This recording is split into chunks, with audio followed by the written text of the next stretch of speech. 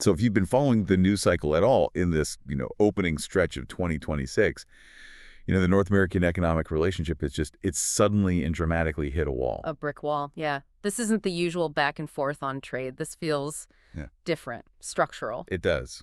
And our mission today is pretty simple. We're going to take this whole stack of sources detailing the crisis and really figure out what is happening in the supply chains.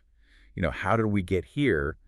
And maybe what happens next. And it's such a critical deep dive for you to join us on because the sheer volume of information, not to mention the political rhetoric flying around, has made it almost impossible to get to the root cause. Exactly. This isn't just about tariffs or borders. I mean, it's about a political collision with economic reality. Yeah. And it's exposed a profound vulnerability that I don't think many people even knew existed. I agree. We looked at a whole set of sources this week, focusing specifically on the economic fallout from this U.S. ultimatum that was handed to Canada.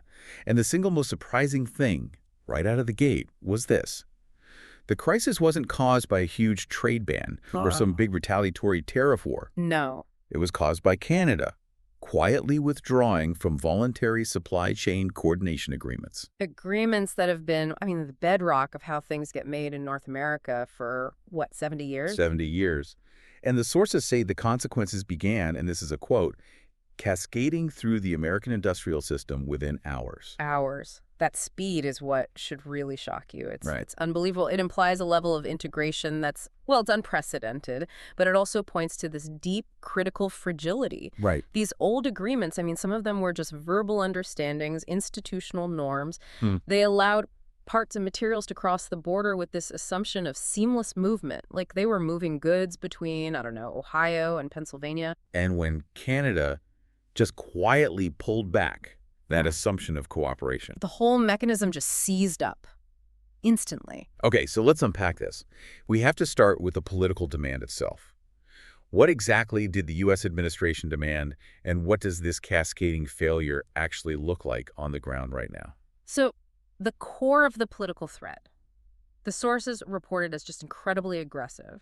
The administration presented what was essentially a final demand. An ultimatum. Yes, an ultimatum that Canada had to restrict its exports of critical materials unless, and this is the part that just changes everything, unless American companies got preferential access. And not just preferential access, this is the key, at below market prices. Exactly. If you really stop and read that, the implication is just staggering.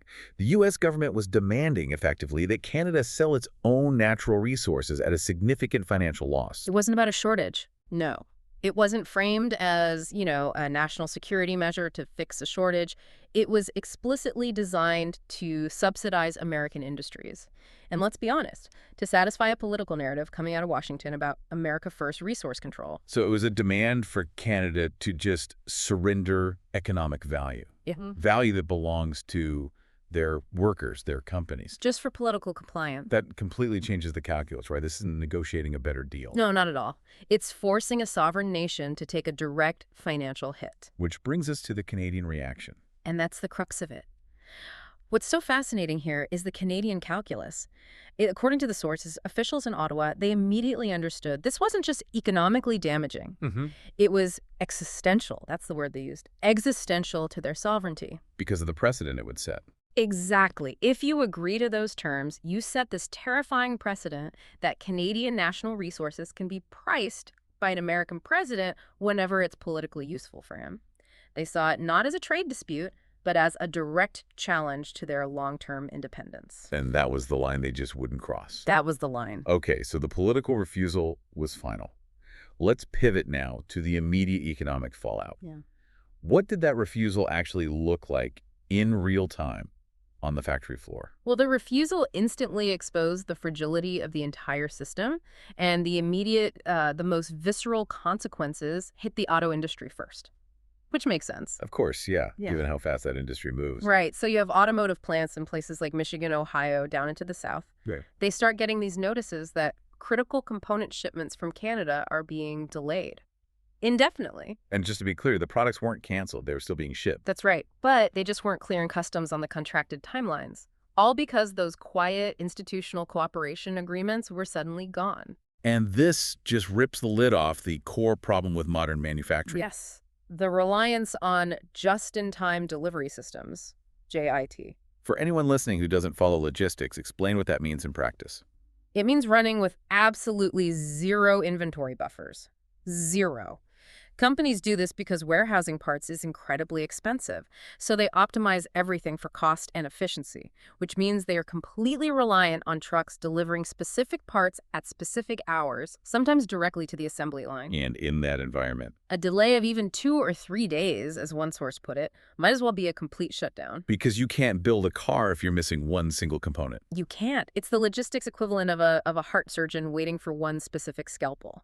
That lack of redundancy is fantastically efficient, until the moment it isn't. And the immediate result was painful Mm. and very human.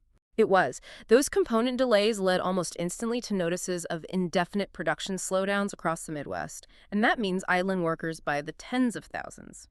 We saw one number cited, around 20,000 workers just across a few major facilities standing idle. Their paychecks just gone. Evaporated. All because a quiet, decades-old cooperative agreement suddenly vanished. That's a staggering real-world cost felt by thousands and thousands of families. And it wasn't just cars, which always get the headlines. Yeah. Construction and infrastructure felt it almost as quickly. Mm-hmm. All across the U.S., construction firms suddenly found that their shipments of Canadian steel, Canadian lumber, Essentials. essentials for commercial, for residential development, they weren't clearing customs on time either. And construction is an industry that is just built on these massive timelines and incredibly rigid contracts. So you have projects worth billions of dollars suddenly facing these cascading failures. A delay means you're triggering penalty clauses. It means massive cost overruns. And in some cases, it means the complete freezing of large-scale infrastructure work. It really shows that the breakdown wasn't about new tariffs making things expensive. It was Yeah. about the simple logistical mechanism of cooperation just being turned off. That's it. The switch was flipped. And then, of course, there's the energy sector. That's where reliability is everything. You can't forget energy markets, no. The second that institutional cooperation evaporated, the assumption of reliability disappeared overnight. So what does that mean? It means suddenly the guaranteed minimum flows of Canadian oil and natural gas, which U.S. grids relied on very heavily, they were no longer guaranteed. Prices spiked immediately in response. Right. And the sources make a really crucial distinction here.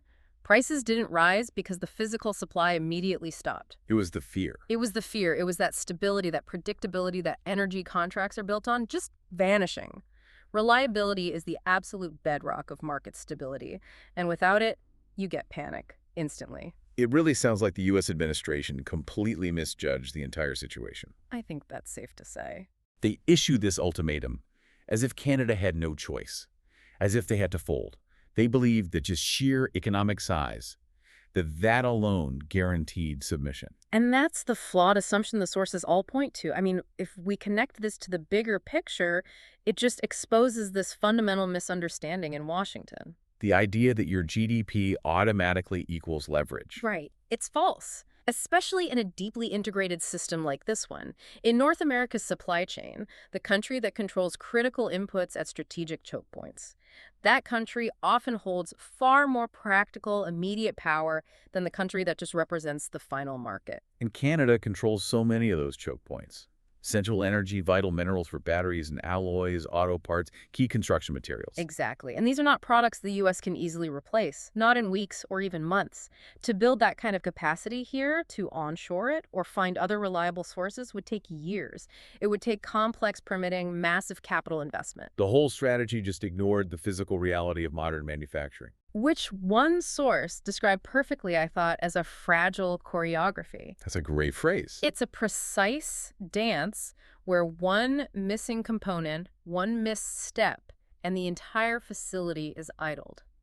And that makes the vulnerability of the whole American production system just impossible to hide. So as this disruption starts to ripple through the American economy, the political reaction back in Washington must have been frantic. It was. Executives who had stayed silent through other politically charged trade fights, they started making what the sources called frantic calls to Congress and the White House. And this wasn't the usual lobbying, was it? Not at all. They weren't calling to debate the merits of the policy. They're calling to explain cold operational facts. They're saying, our factories are shutting down now. Exactly. Their concern was irreversible economic damage, factories closing within days, mass layoffs starting immediately, and the permanent capture of their market share by competitors in Europe and Asia who weren't dealing with this self-inflicted chaos. And then the public reaction. The U.S. Chamber of Commerce issuing emergency statements. Industry coalitions that normally stay really quiet, they started publicly demanding the administration reverse course. And the political coalition started to fracture, too. Right alongside the business balance sheets, yeah. You had Republican senators from affected states, labor unions warning about layoffs across the auto sector, and business leaders who had once praised the administration's toughness started to publicly distance themselves. Because when the economic pain actually arrives, ideology takes a backseat to payroll, to mortgages. That is the pivotal moment. It's the point where the spectacle of asserted strength collides with the substance of governance. Dominance that produces economic collapse isn't strength, it's strategic failure. Yeah. When a worker is sent home without pay, no political slogan is going to cover their mortgage. The whole political narrative just collapses under those immediate kitchen table realities. So what does this all mean for the administration's strategy now? The sources seem to suggest they're completely trapped, a no-clean exit scenario. That's the most difficult part of the analysis, I think. The strategy was built on this flawed assumption that Canada would just blink immediately. And when that failed? It exposed how little contingency planning there was behind all the bravado. So now they're caught between two equally damaging options. Both of them lead to, well, economic and political ruin. Okay, option one, escalation. Double down.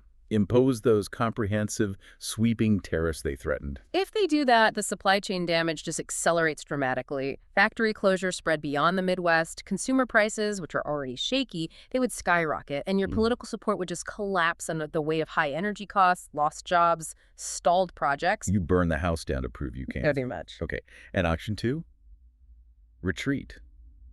Try to quietly walk it all back. Yeah. Maybe negotiate some face-saving compromise where they drop the below-market price demand. If they retreat, the president faces a totally different kind of political reckoning. His entire identity is built on this premise that he never backs down, that American power is absolute. So any concession. Any visible concession will be framed by everyone, critics and supporters, as proof that the strongman posture failed. The political cost of looking weak is just astronomical for them. But the really consequential effect here isn't the immediate political cost, is it? It's the global message this whole crisis sends to every single one of America's allies. That is the long-term unlearned lesson. The sources are absolutely definitive on this point. Economic integration with the United States now carries a political risk that you cannot manage in a normal way. Wow. American allies around the world are watching this, and they're drawing conclusions that go way beyond the U.S.-Canada relationship. The thinking is, if the U.S. is willing to issue existential economic ultimatums to its closest neighbor, a country with shared values, a shared democracy. The longest peaceful border in the world. Right. If they'll do it to them, then no ally is safe. And once that sinks in, global partners stop focusing on cooperation and they start planning for self-protection. And those quiet, lasting changes are already happening. What does it actually mean, practically, for a company to redesign its supply chain, to reduce political volatility? It means moving away from that efficiency at all costs model that has defined the last 2 decades. American companies are starting to build redundancy into their systems. That means finding alternative suppliers in politically stable regions, even if those suppliers are significantly more expensive. They're willing to pay a premium for political security. That's it. Which is a fundamental signal that they no longer trust the long-term stability of the integrated North American system. And meanwhile, Canada's doing the same thing. They're accelerating efforts to diversify trade, deepening ties with Europe, with Asia, to make sure no future American ultimatum can carry the same kind of systemic threat to their economy. So the integrated North American economy is starting to fragment. Yes. And not with dramatic televised announcements, but with, as one source put it, thousands of quiet recalculations made in boardrooms across the country. Once that decades-long foundation of trust is replaced with contingency planning, the old, efficient, integrated system, it never really comes back the same way. So to summarize the key takeaway for you, the crisis wasn't about tariffs. It wasn't about a traditional trade war. It was about sovereignty. And it was about Canada's refusal to subsidize another nation's political narrative. And that refusal instantly exposed the profound structural vulnerability of a system, our just-in-time system, that relied completely on an unbroken assumption of trust and reliability. And the tragedy here is that none of this was inevitable. The supply chains didn't break because of a hurricane or some other disaster. They broke because political spectacle was prioritized over institutional stewardship, because dominance was pursued without any regard for the integrated systems that actually sustain American prosperity. Yeah. Reliability is the true currency of global power, and it's being squandered in real time for a fleeting political goal. And that raises an important final question for you to consider. If strength without restraint ultimately becomes self-sabotage, and the U.S. is actively driving away its closest partners in favor of political posture, what does this current fragmentation really mean for the long-term standing of the United States in global trade? Can that kind of strength ever really be sustained, or does it always become self-sabotage in the end? Something to mull over as we move forward.